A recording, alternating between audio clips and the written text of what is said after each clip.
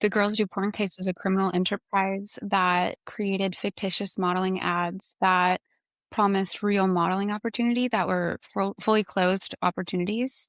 The majority of women that they targeted were financially vulnerable and out of state.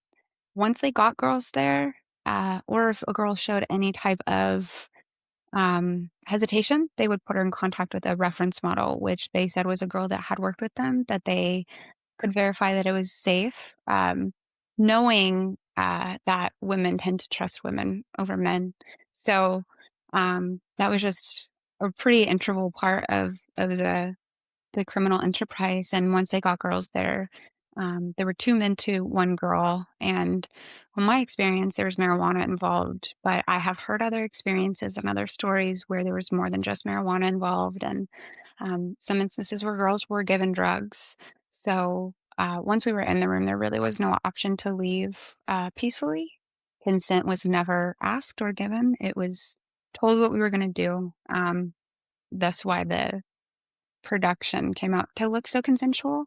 Um, and after everything was produced on their end, when they would upload it, they would also upload our personal identifying information to a website that Michael Pratt owned and operated called Porn WikiLeaks, with the sole intention of that website to identify the girls in the videos, and dox all of our personal information, which has created an online environment that has become very dangerous and jeopardized a lot of girls' safety in that time.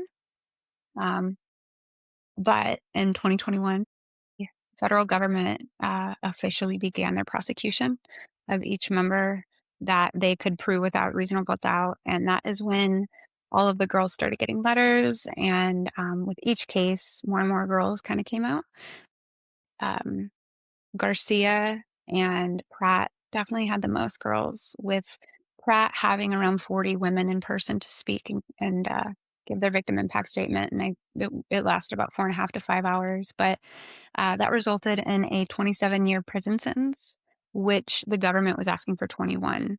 And so in every single case, even the low hitting, um, the admin people where the government had made a recommendation, the judge has always granted higher. So in a case where a lot of autonomy has been robbed and we were blamed for a really long time, uh, for it to be where it is now, it is one of the largest sex trafficking cases that's ever been prosecuted in California and U.S. history.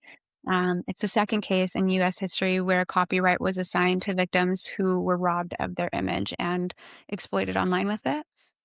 And hopefully we can establish some serious policy change in lieu of everything that's happened. Hopefully it's just been a door opener and not where it goes to die, because I believe in education. I believe we can help a lot of people, but also stop this from happening in the way that it has happened and been so successful.